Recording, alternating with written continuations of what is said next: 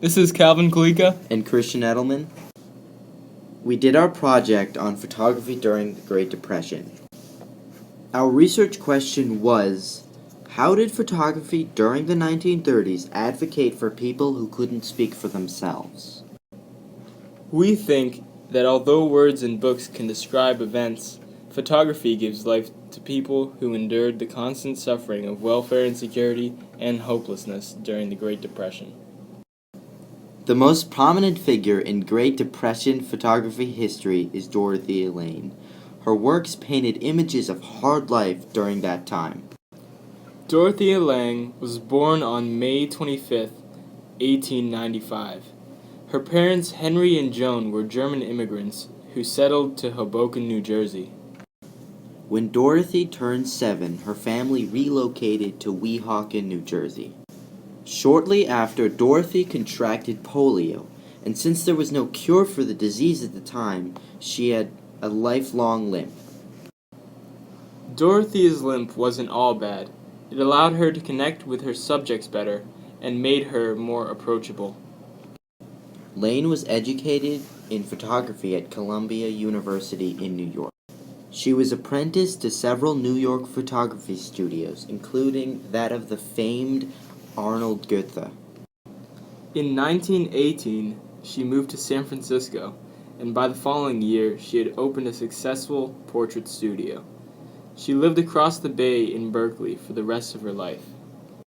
This is the picture most people look to when they want an image of the Great Depression.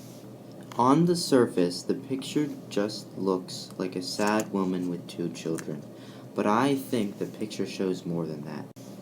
The picture depicts a parent wondering why all of this had to happen, and wondering why she lost everything.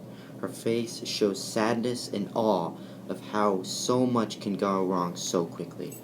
It also seems like she's unsure about the future for her children. This picture, Toward Los Angeles, is another one of the photographer Dorothea Lange's pictures. It shows 2 men on the side of a road walking. This picture is very ironic because the billboard next to them says, "Next time, try the train. Relax."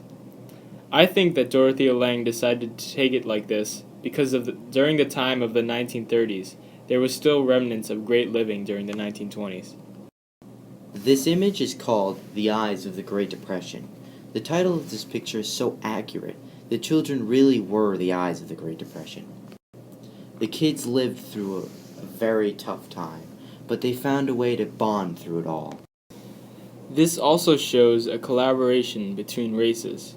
The kids during the time were all together as one and worked to better everyone.